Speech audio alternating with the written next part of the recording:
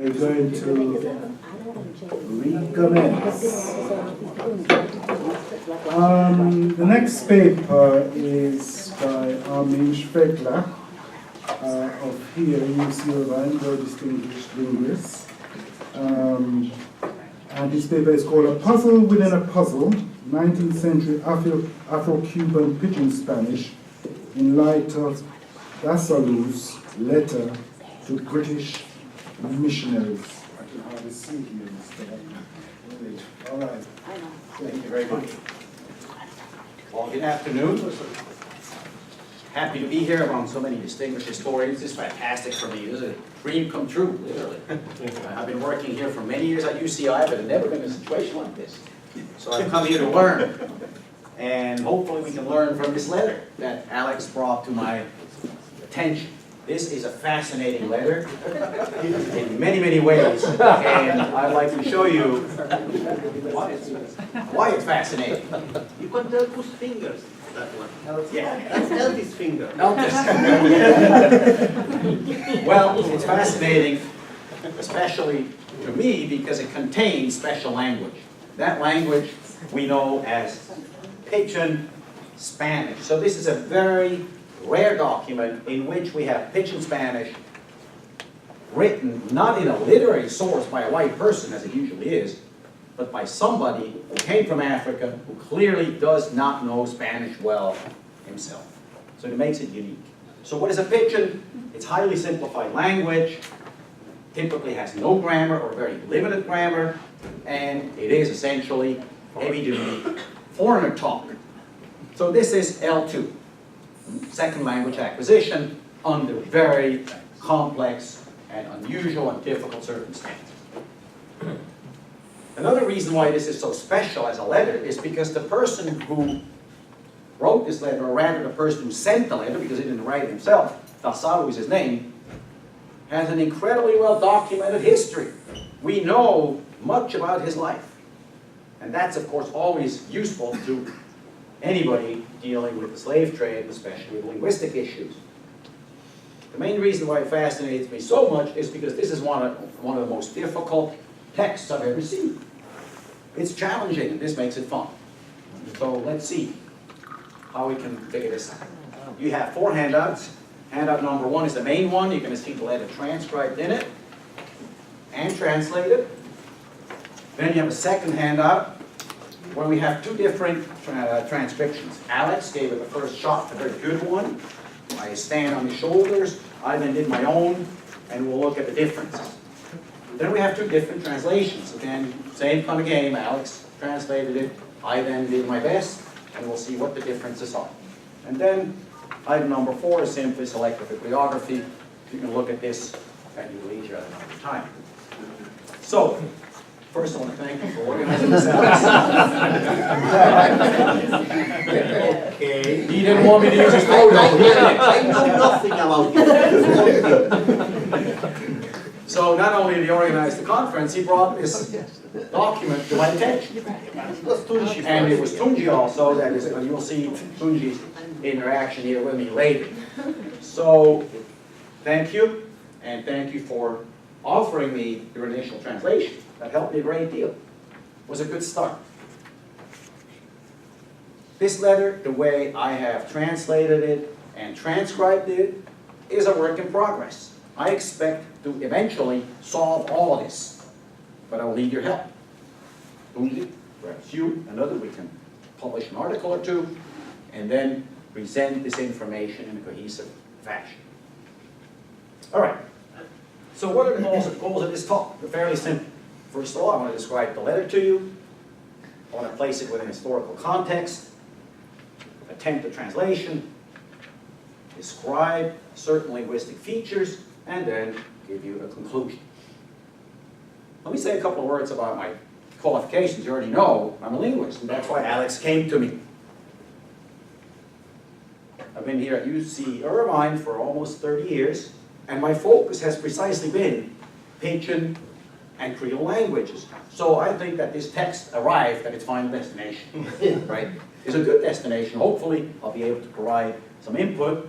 Donald Winford and I We have been editing this journal for the last 25 years together. And the discipline of Pidgin and Creole languages is just about this old. 25 years ago, nobody knew anything about Pidgin and Creole languages. It's made it fairly big in linguistics. There's a lot of interest. And so we've learned a great deal. And hopefully this will help us figure out this later to some extent. I have a second qualification, perhaps less obvious, is that I speak a Creole called Palenquero. And you will see that this Creole has a genetic connection to Pidgin Spanish, that is. The Creole is spoken outside of Cartagena in Colombia. It sounds like this.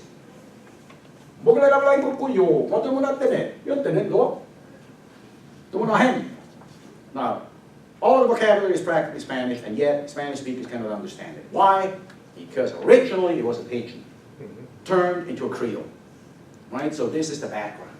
So this, now, this is important, this connects Palenquero, which originally was an Afro-Portuguese Pidgin brought over to the New World, then brought to Cartagena, of course. This connects Palenque and the language you just heard with Cuba and with the Pidgin that you're about to see in this letter. So there is a genetic connection. And you will see the similarities as we walk through the text. So I've said that I'm a linguist, but no fear, this talk will be simple.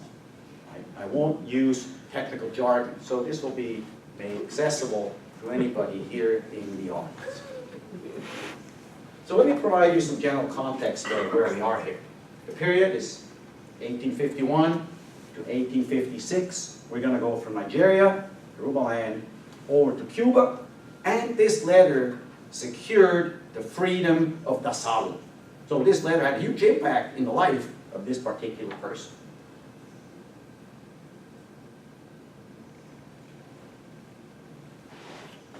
The letter, as I said, was written in Cuba for Dasalu, later known as Nicolas Lukumi. You've seen, of course, Lukumi here in the context of this conference several times. We understand what it means. And I'd like to put a face, as I always do when I work with the slave trade, I like to put a face to a name.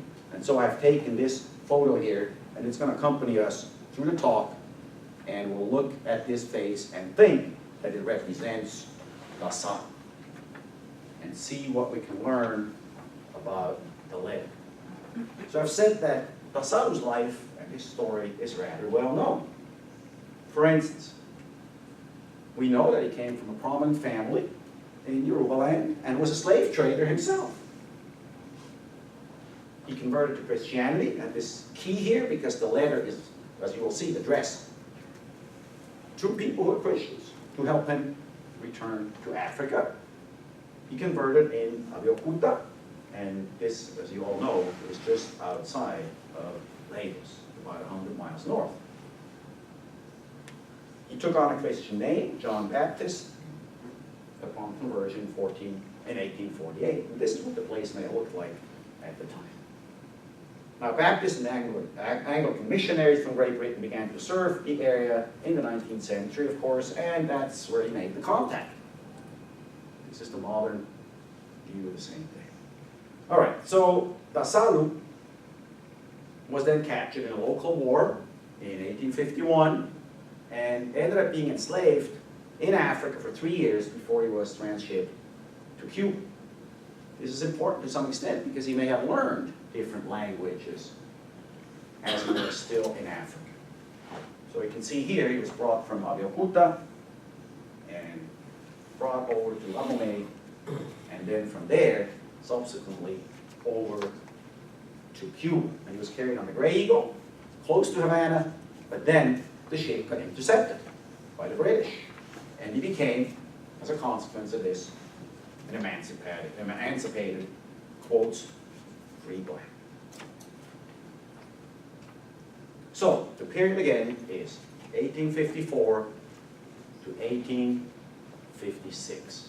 Right? So this is a time when Pidgin Spanish was firmly established in Cuba as a very common speech. This was not unusual. However, from what we can tell, at the time, Cuba did not have a Creole. They did not have the kind of language you heard me speak earlier. So let's turn to the letter.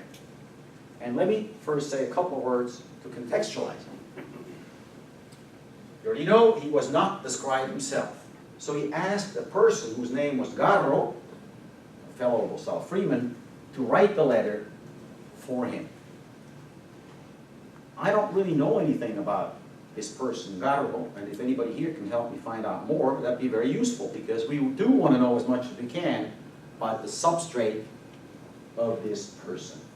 Most likely, he was also a speaker of Yoruba. Somebody who knew Pidgin Spanish. So let's turn to the letter itself. The letter is addressed to Mr. Golumor de Goy. That stands for Mr. Goldman, right? So he was the British missionary that Dasalu already knew while in Africa. And he writes this letter asking for help so that he can return to Africa. The letter eventually makes it there. At the ending, he returns to Africa. So what about the language? Well, this is where the true challenge comes. So let me give you a sense of the challenge. Alex, at some point. Wait, that's illegal. I know my rights. Alex, at some point. This is a free country. No, this is Homeland Security.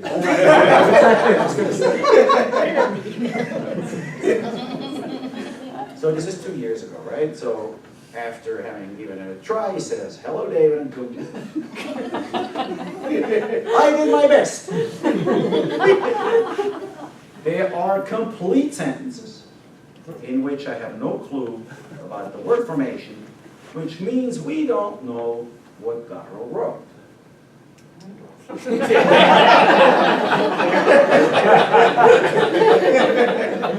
Actually, Alex overstated this, because in his transcription and translation, he said a lot of things that we already could understand. So this is not like he was not successful at transcribing much of the letter. So, just like we heard the other day, he was very humble. He did a lot more than just give it a wild attempt. So I was very grateful for that, because it helped me take it from there. So let me walk you through my attempt at a translation here. You have a handout, and if you could turn to the main handout, you will see that on the first line, handout number 1, the first line is the actual transcription of the text. The second line is a word-for-word Spanish translation. The third line is just a regular Spanish translation, and the fourth line is the English translation. So depending on your linguistic abilities, I would like you to follow. You can follow on the screen here, or you can follow on the handout. It makes no difference. Maybe on the screen is easier because we have color. So let me make an attempt of reading this and what it may have sounded like at the time. Havana, muy señor mío, Mr. Golmon de Rey. Saluda a mi señor, que va a visitar con mi dolor. Salud, está aquí en la Habana. Y le suplico a mi señor que me haga el favor de decir al guía o mandarle esta carta haciéndole el sabor, como yo Dasalu, and then there's a word, the red ones we do not really understand, están en La Habana haciendo martirado en consulado. And we'll skip line 6 and 7 in the interest of time and go to line 8. Y moría mi arrateo a mi esposa llamado Teguerie en lengua y llamado Mota. Y que no habías muerto todavía. Gracias a Dios. Me hará el favor de apuntar todas mis amistades y dale parte en situación que me hallo en la ciudad de La Habana. Y mucho memoria a todo de mi parte. Mucho memoria, madre llamada Oltobín, y memoria al muchacho, And we'll skip line 16 to finish it up. Y la contenta que fuera, me la manda dirigiendo a Martín Garro, y Moreno Libre. He got misa, and then the last thing we can't read. Signed, God. So this is the nature, or general nature, of this letter. So what are its main features?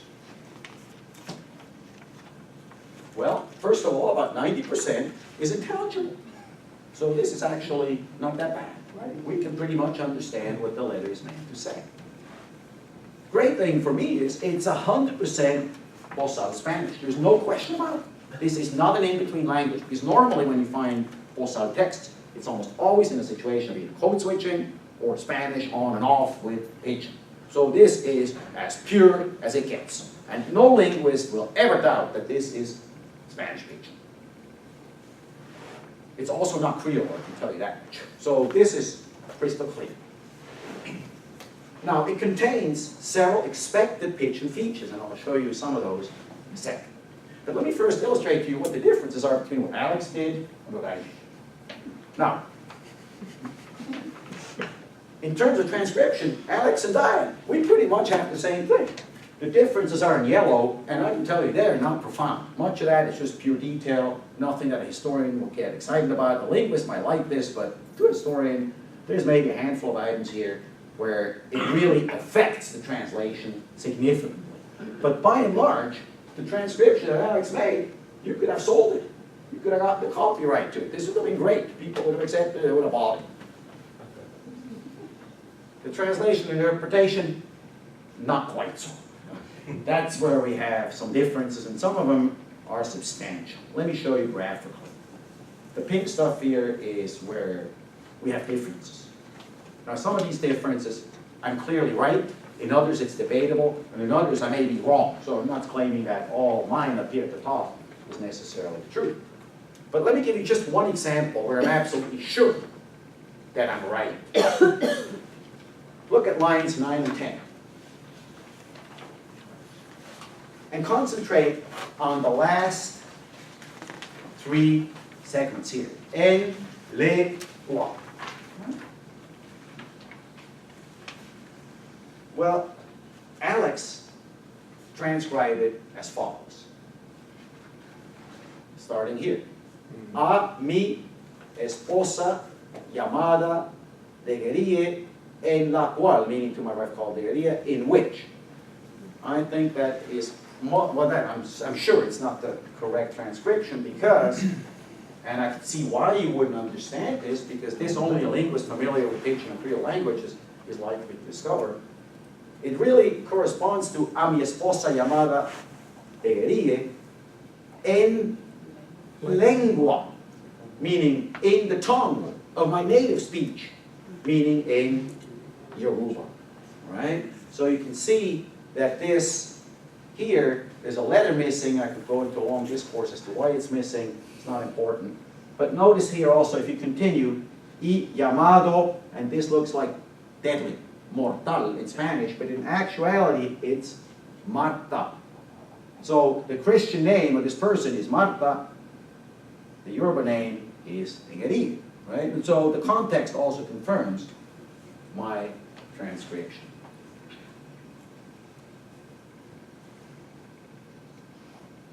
What are some of these features here that this Pidgin language has? Some of them are very expected. For instance, it may look strange to you, those of you who know a little Spanish at least, that this is salud instead of salud. Why would he put an R? Well, in the context of African languages, and this is both Bantu and non-Bantu, this is very simple. R, D, and L are interchangeable, and linguists know why they're interchangeable. It's no big deal. But look at palenquero. In palenquero, when I want to say the number 2, I say, from Spanish, do. And depending on how good I feel, I might say lo or ro. They're all interchangeable. Nobody pays any attention to these details. That's why in the letter you have this alternation in sounds. Another feature that you have is that there are lots of errors in syllable final position. This is the most expected feature of any Pidgin speaker. Why? Well, because in Nigeria, Yoruba land, as well as in almost all of these languages down here in the Bantu area, these languages have very uniform CV syllables, which means that all the syllables end in a vowel. So, for instance, if you look at line 12, he got it right. He had parte, but that's a closed syllable that to an African is not very appetizing. So over here in line 13, he chose his own way, parte, which also, of course, reflects informal Cuban Spanish and so forth. So there's a reason as to why this variation exists. And that's why words like yos, in the mouth of an African Pidgin speaker, will turn into yo or yoso. And in Palenque, that's what it is. Yo or yoso. And you find this in Afro-Portuguese documents, you find a lot of things. Another expected feature is the following. Absence of gender. African languages typically don't have masculine and feminine distinctions, and so that's why in the letter lines 9 and 10, you have mi esposa llamado instead of llamada debería. So the gender distinction that you have in Spanish, esposa llamada, is simply not present in this type of letter, on speech for that matter. Look at palenquero. Muchacha, bonito. And not muchacha bonita, right? So today, as palenqueros speak every day, they say muchacha bonito. They say niña guapo, right? So you say hombre guapo, mujer guapo. No difference. That's why it's so great to learn these languages. You get off the ship, you serve it to the slaves, and they can learn it in a hurry. They make the language for themselves. They were smart enough to invent something where human communication can operate 100%, fully efficient, but you don't have to go through this complicated process of learning about gender. Now look at the next feature. This is even better. They should have patented this, because they don't conjugate verbs. Look at the letter. In the letter, in line 2, it's como yo, dos, salud, estar. So this is the infinitive here. Instead of Spanish estoy, it's simply está. So it's yo está, tú está, él está, nosotros está, ellos está. You all got it, right? But look at what palenquero does. In palenquero, when you conjugate a verb, what do? Well, a typical paradigm looks like this. Pay close attention, it's not easy.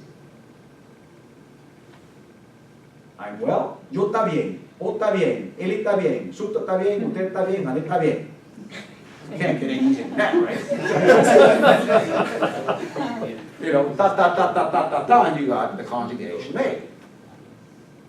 Language teachers in palenquero are unemployed after the first week. There's nothing to learn except the vocabulary. All right. So, I've talked about the easy parts, but several challenges remain. You can see this in lines 2, 3, 4, and line 7. Some of the things that I'm not sure about how to transcribe, actually, the meaning is crystal clear. So like in the first example here, the meaning is crystal clear, but in other cases, like here or here, I'm not quite sure yet what to make of it. So challenges clearly remain. There are some problematic parts. But I think we can be very optimistic. And let me now show you why. And this moves us to Cuba, to present-day Cuba. 19th century Pidgin Spanish was thought to be about as dead as it can be. After all, it was from the 19th century. There were no tape recorders, no descendants, recent slaves that arrived. But it turns out it's not so. In the year 2000, we made this incredible discovery. A discovery that stunned us more than anything else in the last 10 years. The discovery of fluently spoken Pidgin Spanish in the midst of Havana and the rest of the island. In Palo Monte, which sometimes is known as black magic, the ritual language uses this code to speak to the ancestors, to the spirits of the dead. Let me show you. We're going to listen to a recording, and keep in mind it's very secret language. And it's code switched with restructured Congo. I'm going to help you here.